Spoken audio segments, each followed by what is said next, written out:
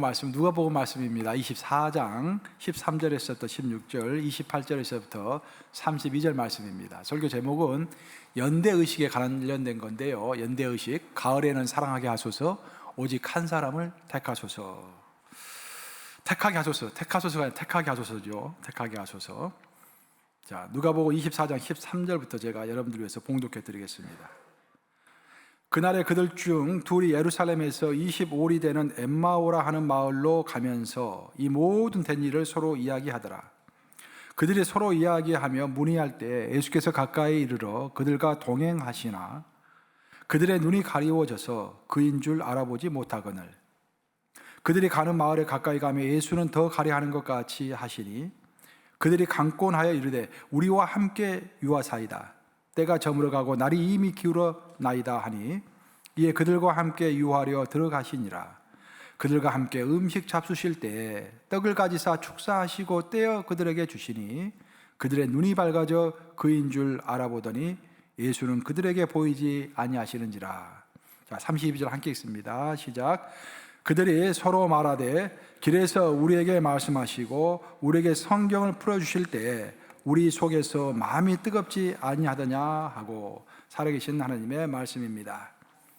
오늘 저는 여러분과 함께 연대의식에 대해서 이렇게 함께 살펴보려고 합니다. 연대의식, 영어로 말하면 solidarity, 그러니까 나와 너는 하나다, 우리 함께 있다, 우리 한 몸이다라는 그런 의식입니다. 예수께서 우리에게 이제 제자들에게 교훈을 주실 때 포도나무와 가지의 비유를 요한복음 15장에서 하셨는데 아주 유명한 이제 장 15장 예수님의 그 진지하신 말씀. 나는 포도나무에 너는 가지니 저가 내 안에 내가 저 안에 있으면은 이 사람은 가시를 많이 맺나니 나를 떠나서 너희가 뭡니까? 너희가 아무것도 할 수 없습니다. 나를 떠나서 너희가 아무것도 할 수 없다. 저가 내 안에 내가 저 안에 있을 때만이 너희가 가시를 많이 맺을 수 있다. 즉 연대의 의식을 이야기하시는 것입니다. 연대하는 것, 살라데르티. 예수님과 내가 완전히 하나가 될 때 그때 우리의 삶이 풍성해지고 근심 걱정이 없어지고 진심으로 우리에게 어떤 의미와 삶의 희망을 주는 삶을 살 수 있다. 이제 그런 이야기예요. 그래서 오늘 본문을 통해서 예수님께서는 어떻게 우리에게 연대의식을 주시고 어떻게 우리가 예수님과 연대의식을 가질 수 있는가, 더 나아가서는 우리가 다른 형제 자매들과 연대의식을 갖는 것이 왜 중요한가, 그런 이야기를 하려고 합니다. 특히 이제 코비드19 기간 동안에 우리가 격리되어 있는데 이런 연대의식을 가지는 것이야말로 굉장히 중요할 줄로 저는 믿습니다. 인류 역사를 살펴보면 14세기 때 이슬람 제국이 굉장히 융성했는데 융성했던 그 이슬람 제국에서의 최고의 학자가 이븐 할둔이라는 그 학자입니다. 그 이븐 할둔이라는 사람은 이제 유명한 학자였지만 현실 정치에도 관심이 참 많았습니다. 그 사람이 평생 물었던 질문은 뭐냐면은 도대체 어떤 힘이 역사를 이끌고 어떤 힘이 나라를 이끄는가? 왜 어떤 나라는 강대국이 되고 왜 어떤 나라는 이게 패배국이 되는 것인가? 왜 어떤 사람은 성공하고 왜 어떤 사람은 실패하는 것인가? 그 원리가 무엇인가? 그걸 평생 연구한 거예요. 그 자기 평생 연구했던 것들을 책으로 썼는데 성찰의 책이라는 제목으로 책을 썼는데 어마어마하게 방대한 몇만 장이 이르는 그런 책입니다. 책이 너무 방대해가지고 읽을 수가 없어요, 보통 사람들이. 그래서 그 책 중에서 그 책의 내용의 엑기스만 모아놓은 서론 부분, 그 서론이 이제 그 책의 요약인데 그 서론 부분만 따로 떼가지고 역사서설이라는 책으로 출판이 된 것입니다. 지금도 역사서설이라는 책이 있어요. 그래서 이제 많은 사람들이 읽는데 그 책에 보면은 이제 이븐 할둔이 그런 이야기를 합니다. 물론 14세기니까 14세기 전의 이야기겠죠. 하지만 지금도 우리에게는 교훈을 많이 주는 책이에요. 14세기 전의 역사를 살펴보면은 인류 문명은 크게 두 가지로 나눌 수 있다는 거예요. 전야 문명이 있고 도시 문명이 있다는 것입니다. 전야 문명이라는 것은 사막이나 초원이나 광야 같은 곳에서 미개한 사람들, 힘이 약한 사람들이 모여서 만든 그 미개한 문화를 이야기합니다. 반면에 도시 문명이라는 것은 글자 그대로 화려한 도시에서 만들어내는 반짝반짝 빛나는 그런 문명이에요. 근데 인류 역사를 살펴보면 항상 전야 문명의 사람들이 도시 문명에 쳐들어가지고 도시 문명을 제압하는 그런 역사였습니다. 뭐 유럽 말할 것도 없고 중국도 항상 그랬죠. 만주족이라든지 여진족이라든지 그런 사람들 들어가가지고 중국을 지배했지 않습니까? 그 왜 이런 결과가 벌어지는 것인가? 더 나아가서 이 전야 문명에 있는 사람들이 도시 문명에 있는 사람들을 정복하고 나면은 그 사람들이 이제 도시 문명에 동화가 돼가지고 도시 문명을 누리다가 나중에 또 다른 전야 문명의 사람들을 위해서 또 그 문명이 무너지는 거예요. 왜 역사는 이런 것을 반복하는 것일까? 이 두 가지 이유를 그 사람이 들고 있습니다. 첫 번째 이유보다 두 번째 이유가 훨씬 더 중요한 이유인데, 첫 번째로 이분 할들이 이야기하는 것은 단순성입니다. 단순성. 전야 문명에 살 때는 삶이 단순한 거예요. 뭐 문명 같은 것이 없기 때문에 뭐 미술관도 없고 박물관도 없고 뭐 옷도 멋있는 것이 없고 그저 먹고 마시고 자고 일어나고 사냥하고 그런 거 전부입니다. 이게 삶이 아주 단순한 거예요. 단순하다 보니까 집중할 수 있다는 거예요. 집중하다 보니까 힘이 나오는 것입니다. 근데 도시 문명에 있는 사람들은 자신의 관심을 여러 가지로 분산시킵니다. 이것저것 막 분산하고 삶이 복잡해요. 그러니까 집중이 안 되는 것입니다.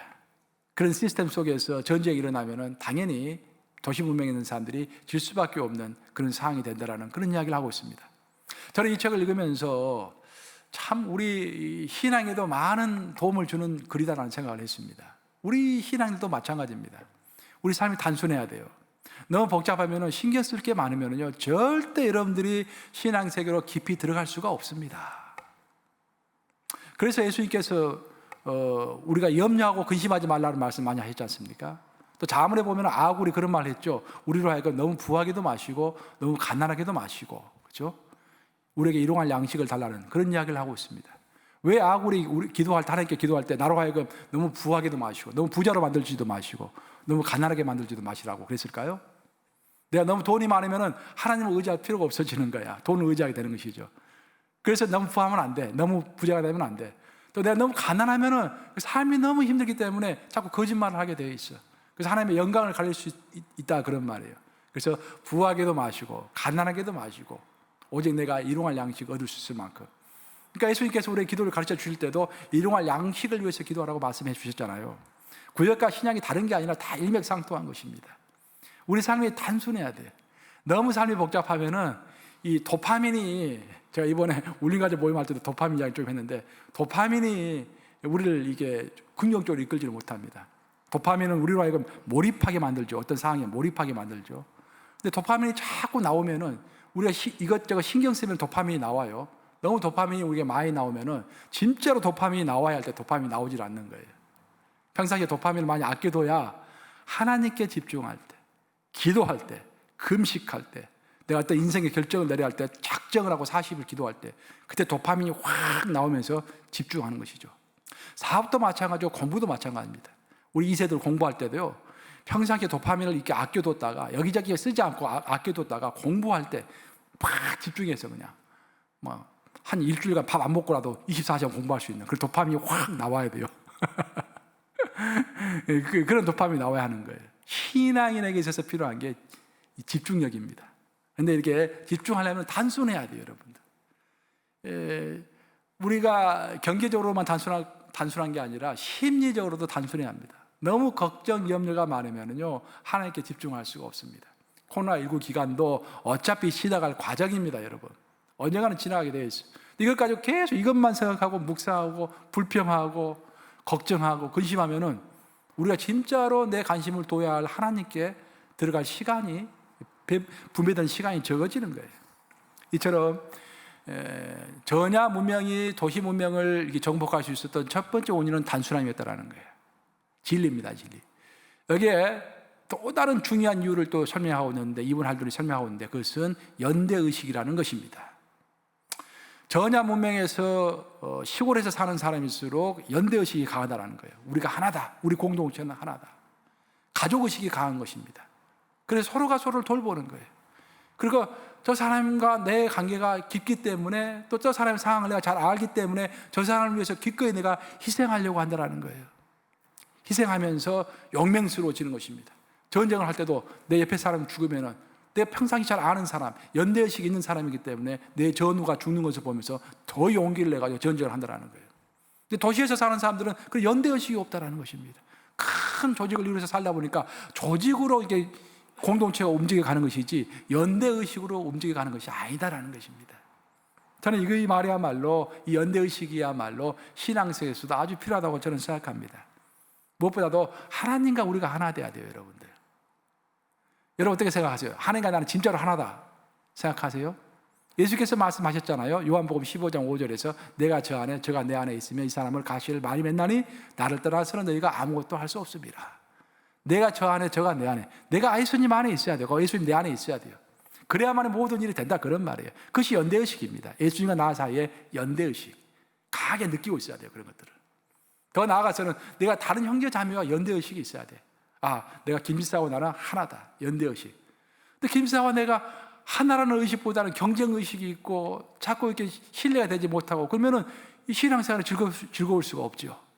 신앙생활 즐거우려면은 성도들 사이에서도 연대의식이 아주 강해야 합니다.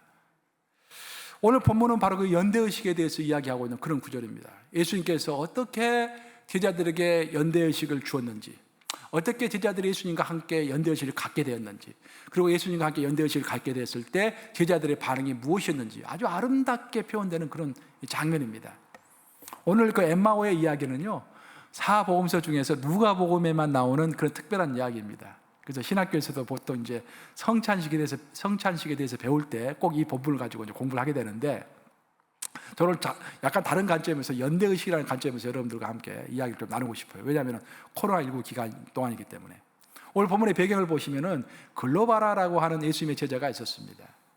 글로바라 하는 예수님의 제자가 예수께서 십자가에 못 박혀 돌아가신 후에 이제 너무 실망하고 낙담해가지고 자기 친구와 함께 자기의 고향인 엠마오로 돌아가고 있습니다.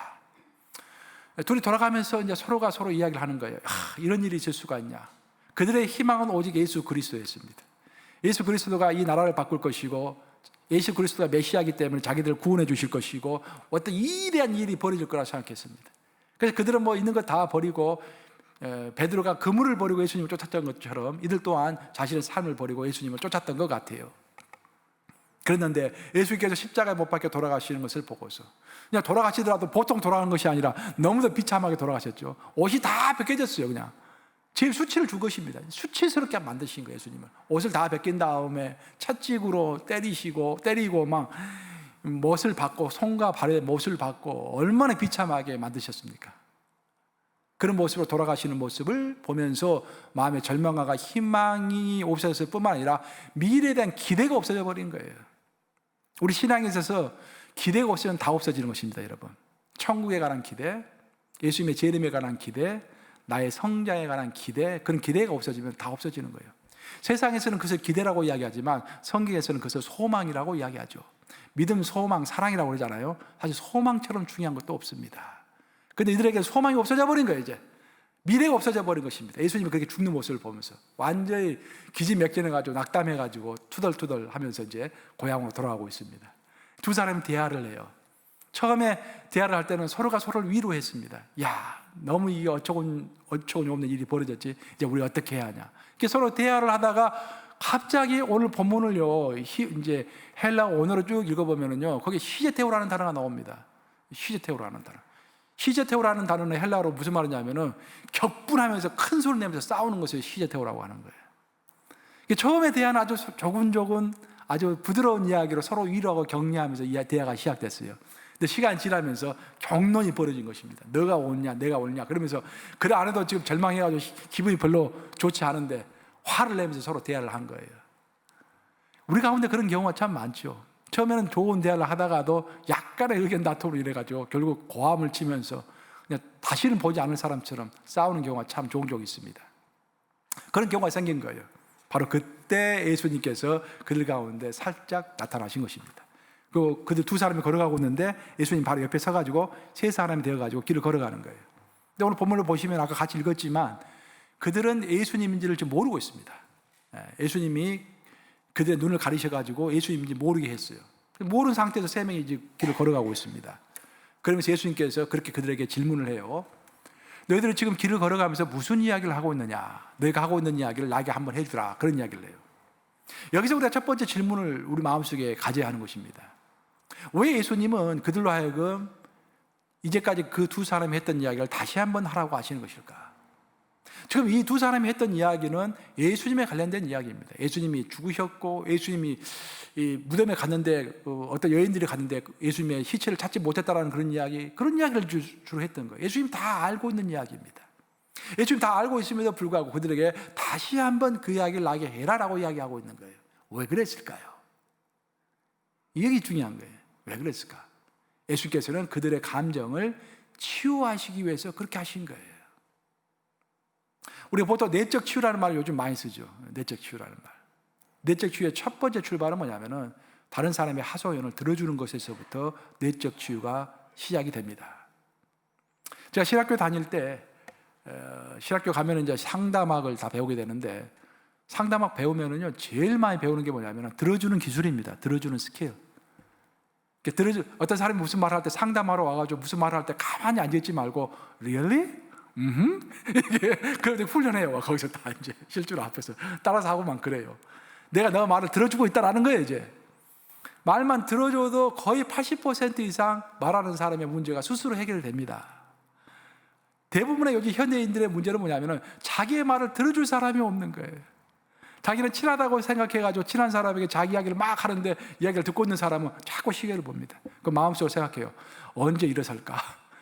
그러면서 상대방은 진지하게 이야기하는데 그 사람은 한 귀로 듣고 한 귀로 건성으로 듣고 있습니다. 또 어떨 때는 상대방은 마음이 답답해가지고 있는 말 없는 말 다 하고 있는데 그것이 판단이 되는 거예요. 듣는 사람 입장에서는. 우리가 감정을 치유하기 위해서 첫 번째로 필요한 것이 상대방 이야기를 들어주는 것이고, 또 스트레스를 받고 있는 사람은 그 이야기를 하는 것입니다. 어떤 이야기는요 고백해야 돼요, 여러분. 그래서 하나님께서 우리에게 만일 제가 그 죄를 고백하면은 저는 하나님을 비우시고 의로우사 우리 죄를 사하시며, 요한일서 1장 9절, 만약 우리가 우리 죄를 자백하면 저는 비우시고 의로우사 우리 죄를 사하시며라고 했지 않습니까? 고백을 말씀하시는 거예요, 예수님께서는. 그러니까 우리가 예수님께서는 제자들과 연대의식을 갖기 전에 먼저 했던 것이 뭐냐면 그 연대의식을 갖기 위해서 제자들이 갖고 있는 스트레스와 염려와 근심과 고민, 그 모든 것을 털어놓으라고 말씀하시는 것입니다. 너희가 무슨 말을 했느냐? 너희가 무슨 고민이 있느냐? 나에게 다 이야기해라라는 거예요. 바로 여기서 우리는 중요한 힌트를 얻을 수 있는 거예요. 우리가 신앙생활 할 때 예수님과 진짜로 하나가 되고 싶잖아요. 그때 우리가 예수님께 고백의 기도를 많이 드려야 합니다. 우리 보통 사람들이, 특히 한인들이 그러는 것 같아요. 한인들이 하는 기도와 미국 사람이 하는 기도가 약간 다르다는 것을 내가 미국 와서 많이 느낍니다. 아마 그것은 생활에 안정이 돼서 그런 것 같아요. 이제 미국 사람들은 선조부터 계속 몇 대에 걸쳐서 미국 생활을 하고 있기 때문에 지금 생활에 안정되어 있지 않습니까? 경제적으로도 심리적으로도 사회적으로도 어느 정도 안정이 되어 있어요. 그러니까 기도를 들어보면은 이제 미국 사람들과 같이 이렇게, 우리 교단은 이제 미국 교단이니까 이렇게 만나고 이야기하고 같이 기도하면은요, 기도 내용이 대부분 이제 감사의 고백입니다. 그런 기도가 거의 한 80-90%예요. 근데 우리 한국 사람들 기도의 80-90%가 간구 기도입니다. 간구 기도. 이것 해주십시오, 저거 해주십시오, 이거 필요합니다, 저거 필요합니다. 그런 기도예요. 그런데 여러분, 기도 중에서 진짜 중요한 기도는 고백의 기도입니다. 고백의 기도. 내가 감사함을 느꼈으면 하나님께 감사하다고 이야기해야 돼요. 그렇잖아요? 여러분들이 어떤 사람이 선물을 줬어요. 근데 처음에 그 사람이 이 목사님 감사합니다, 집사님 감사합니다, 감사 카드를, 땡큐 카드를 보냈어요. 두 번째 이제 또 선물 줬어. 그러면 그 사람은 또 기대하는 거야. 이 사람이 또 땡큐 카드를 보내오겠지. 근데 안 보내봐요. 그럼 낙담이 됩니다. 그 다음부터 선물 주기 싫어요. 하나님도 똑같아요, 여러분들. 고백하는 것이 너무도 중요합니다. 그 고백 중에 감사의 고백. 또 하나님께, 하나님 내가 너무 힘듭니다, 내 스트레스 받고 있습니다. 이걸 해결해 달라는 것이 아니야. 해결은 하나님께서 당연히 해주시겠지. 하나님 해결해 주세요 말할 필요도 없습니다. 해결해 달라는 말 할 필요 없이, 하나님 내가 지금 스트레스 받고 있습니다, 내가 너무 힘듭니다 라고 고백하는 그 고백 기도가 필요한 거예요. 그 고백 기도를 통해서 하나님과 내가 하나가 되는 것입니다. 바로 이제 예수님이 두 제자와 하나 되기를 원하시는 거예요. 지금 그 두 제자에게 너희가 하는 일, 너희가 받고 있는 스트레스가 뭐냐, 나에게 다 한번 이야기해봐라, 그런 거예요. 그래서 두 제자는 힘이 나가지고 아까 이미 다 했던 이야기를 또 되풀이해서 예수님에게 다 해주는 거예요. 지금 오늘 본문을 보시면 인간과 인간 관계에서도 마찬가지입니다. 서로가 고백할 필요가 있어요. 근데 여기서 문제되는 것은 신뢰가 안 된다는 거예요. 내가 저 친구에게 내 속마음 다 하면은 그 다음날 교회 갔더니 나를 보는 눈이 다 이상해. 갑자기 봤더니 어제 이 사람에게 고백했던 말에 하룻밤 사이에 전송도가 알고 있는 거야. 그렇게 되면 안 되죠. 그래서 서로가 서로를 존중해주고 비밀을 지켜주고 상담하고 자기의 그 속마음을 받고 있는 스트레스를 어떻게 해서든지 풀어야 합니다. 뱉어내서 풀고 그것을 상처를 치유해야 합니다. 그것이 됐을 때만이 하나님과 나 사이에 연대관계가 생기고요, 나와 다른 사람들 사이에 연대관계가 생기는 거예요. 그래서 평상시에 신뢰할 수 있는 인격적인 관계를 쌓는 것도 참 중요하죠. 저는 인생을 살면서 그런 생각이 들어요. 여러분들, 이제 나이가 점점 들어가면서 뭐 은퇴할 날이 앞으로 많이 남았지만 한 20년 남았나, 72세까지 하니까 20년 좀 못 남았네. 근데 우리가 이제 그런 생각이 좀 들어요. 목회하면서도 내가 은퇴할 때 되면 남는 것이 있어야겠다라는 그런 생각이 들어요. 남는 것이 있어야겠다. 그 무엇이 남아야 할 것인가? 하나님과 나 사이의 관계가 남아야겠죠. 하나님과 나 사이의 관계가 많이 남으려면 기도 많이 해야겠죠. 그렇죠? 그리고 하나님께서 나에게 주신 달란트가 있잖아요. 특별한 나에게 있는 달란트가 있어요. 그 달란트에 대한 열매가 남아야 할 거 아니에요. 그렇죠? 또한 남아야 할 것은 뭐냐면은 사람과 사람 사이의 관계가 남아야 돼요. 결국 내가 은퇴했을 때 내 주위에 사랑하는 사람들이 많이 남아있고, 특별히 내 동료 목사님들, 또 후배 목사들이 내 주변에 많이 남아있다고 한다면 내가 송구한 삶을 살겠죠. 하여튼 몇 가지 남아있어야 할 것들 내가 생각을 하게 되는데, 그 중에 하나가 인간관계입니다. 내가 진실로 잘 살고 있는가, 크리스찬답게 살고 있는가를 살펴보려면 내 주위에 진실한 인간들이 몇 명이나 있는가 한번 살펴보세요. 여러분들, 교회 다니면서 진실하게 신앙생활을 한다고 하는데 정말로 내가 어려울 때 마음을 푹 놓고서 신뢰하면서 전화 걸 사람이 없는 거야. 그리고 문제가 있는 것입니다. 우리 신앙생활에 지금. 그렇죠? 우리는 항상 십자가의 신앙생활을 해야 한다고 그랬죠. 하나님과 나 사이의 관계뿐만 아니라 나와 다른 사람의 관계도 중요한 거예요. 그래서 예수님께서는 그것을 다 강조해서 이야기하셨습니다. 그래서 우리가 진실로 신뢰 관계가 있는 사람이 내 주위에 있어야 돼요. 그 사람에게 내가 받고 있는 스트레스라든지 어려움들을 고백하고 나아갈 때 우리 관계가 또 연대의식이 생기는 것입니다. 종합하면은 오늘 예수님께서는 제자들과 연대의식을 가지기 위해 첫 번째로 하신 행동이 그들을 하여금 감정을 치유하게 하셨다라는 것입니다. 그들 이야기를 다 들어주심으로 감정을 치유하게 하셨다라는 것이 첫 번째 이야기입니다.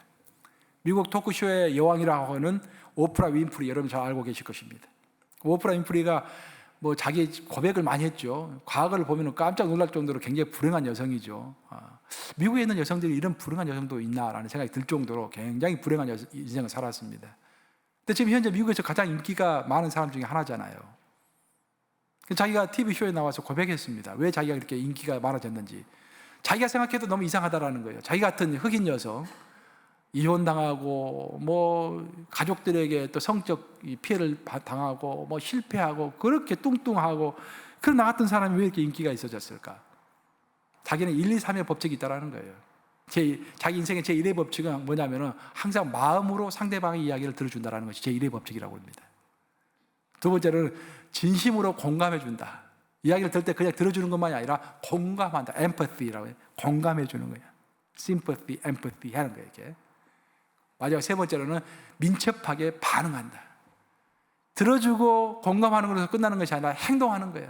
이 사람이 필요하다면 필요한 것도 채워주고, 이 사람이 스트레스 받고 있으면 같이 산책도 해주고, 그렇게 살다 보니까 자기도 모르는 사이에 그렇게 인기 있는 사람이 되었다라는 그런 이야기를 하고 있는 것입니다.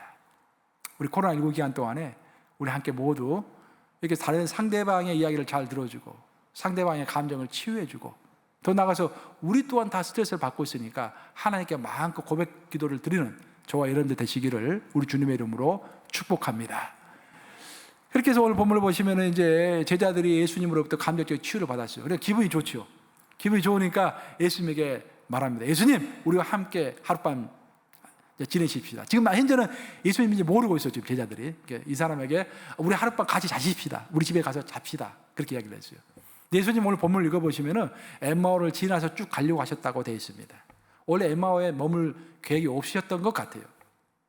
그때 제자들이 예수님이 그냥 갈 길을 가려고 하니까 제자들이 예수님인지 모르고 있는 상태죠. 우리와 함께 있어주세요 라고 stay with us 라고 돼요. stay with us. 오늘 영어 본문을 보시면 stay with us 라고 되어 있어요. 우리와 함께 머물러 주시옵소서 라고 강권했다고 되어 있습니다. 반강제로 예수님을 끌어가지고 자기 집으로 데려갔다라고 되어 있습니다.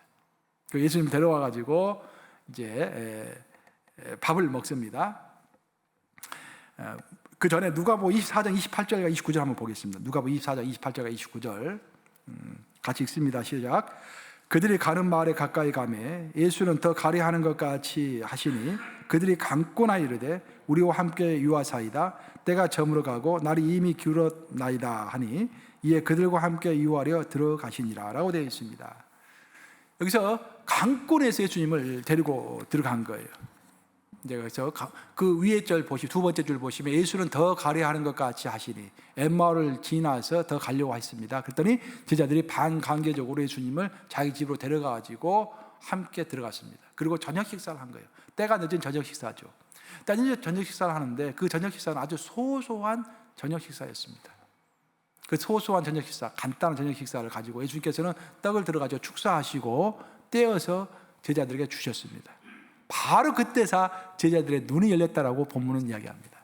눈이 열리면서 예수님인 것을 그때서 알게 되는 거예요.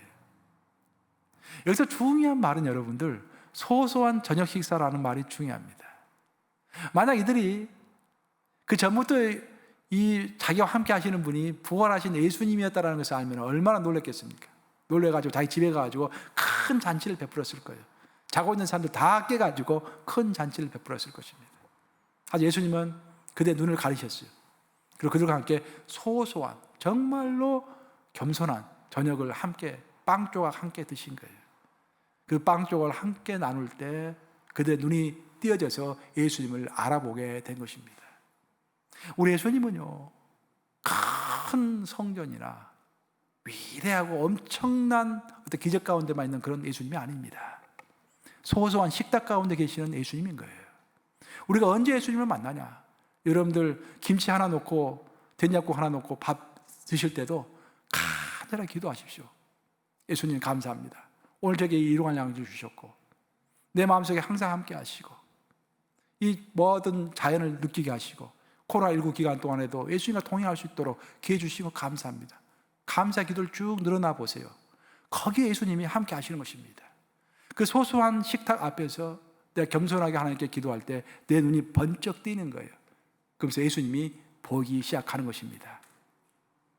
놀라운 일입니다. 여기서 우리가 또 하나 놓치지 말아야 할 것은 제자들이 예수님을 거의 강권하다시피 해가지고 적극적으로 자신의 삶으로 초청했다는 것입니다. 예수님은 엠마오 마을을 그냥 지나서 쭉 걸어가려고 했어요. 그때 그래 가세요 했더라면 제자들은 그 예수님을 보지 못했을 것입니다.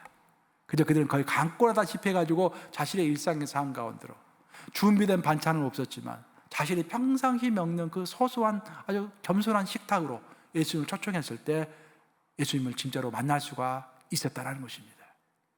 예수님의 일상의 삶 가운데서 계시는 예수님뿐만 아니라 예수님은 우리가 강권하고 적극적으로 초청할 때 우리에게 다가서 오시는 그런 예수님이세요. 우리는 신앙이 적극적일 필요가 있습니다. 침노하는 자가 천국을 침노하는 자가 되어야 할 줄로 믿습니다. 천국을 침노할 때 우리에게 천국이 오는 것입니다.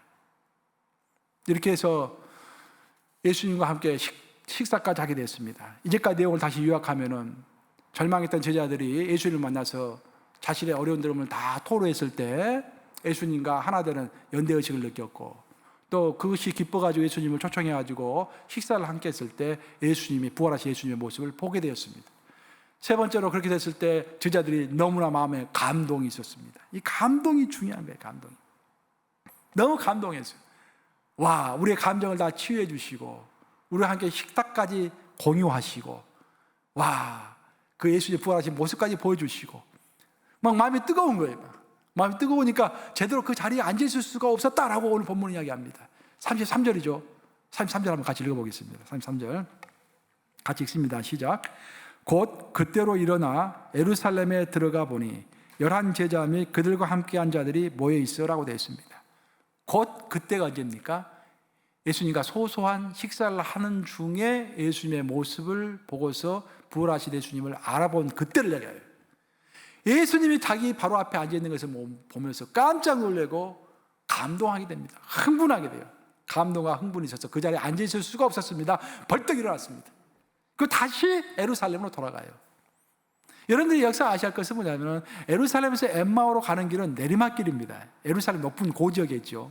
내리막길이에요. 가기가 좀 쉬운 길이에요. 하지만 엠마오에서 예루살렘으로 올라가는 길이 한 7마일 좀 넘는다고 그래요. 그 7마일 넘는 거리는 올라가는 길입니다. 굉장히 대낮에도 힘든 거리입니다. 그 7분 응선을 타고 걸어가는 거예요. 그러니까 산 중턱을 타고 가는 것입니다. 그러니까 상당히 힘든 거래요.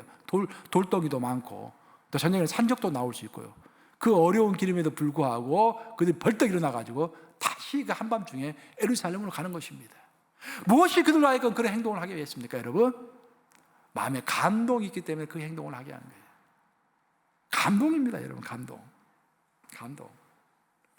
예수님께서 함께 하셔가지고 그들에게 고민을 다 들어주시고 그들 감정을 치유해 주시고 함께 식사하시고 부활하신 모습까지 보여주셨을 때 그때 그 가졌던 그 감동으로 그들이 그 7마일이나 되는 어둠컴컴한 산 중턱을 걸어서 또 걸어서 예루살렘까지 단숨에 걸어갔던 것입니다.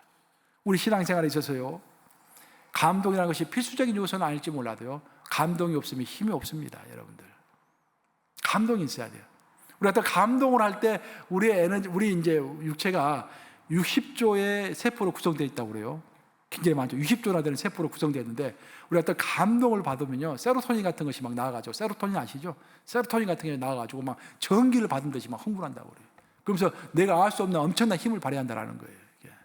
그래서 세로토닌이 나오게 하는 그런 약을 먹지 않습니까? 뭐 그런 것들이 마약이라든지 그런 거 먹으면 막 흥분하잖아요. 그런 것들이죠.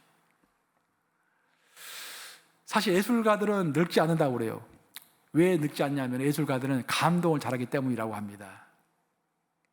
들판에 핀 꽃 한 송이를 보고도 감동합니다. 그래가지고 시를 적어요. 또 길을 걸어가다가도 바람소리, 새소리에 감동해가지고 위대한 곡을 작곡도 합니다. 감동을 잘하는 거예요.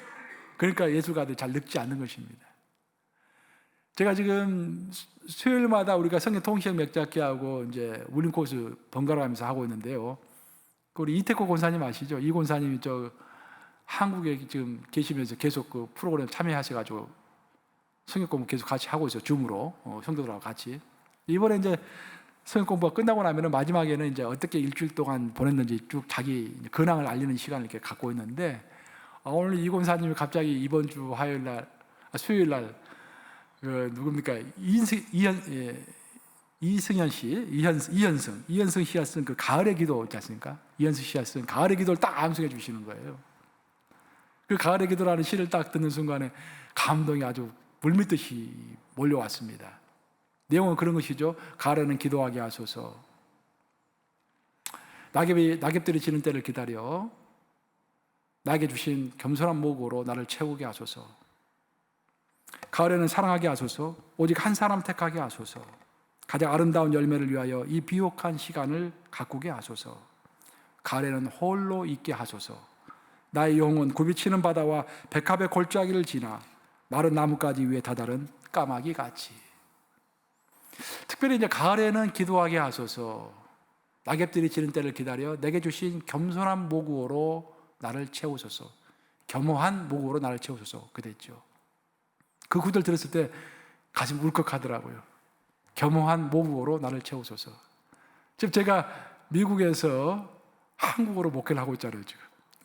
그러니까 겸허한 모국어를 매주 사용하고 있지 않습니까? 가슴이 울컥하더라고요. 그래서 내가 사랑하는 목사님에게 카톡 보냈어요. 이 구절 해가지고 이 구절 오늘 듣고서 마음이 울컥했다고. 또 그 시의 그 두 번째 절에서는 그렇게 이야기하고 있잖아요. 가을에는 사랑하게 하소서.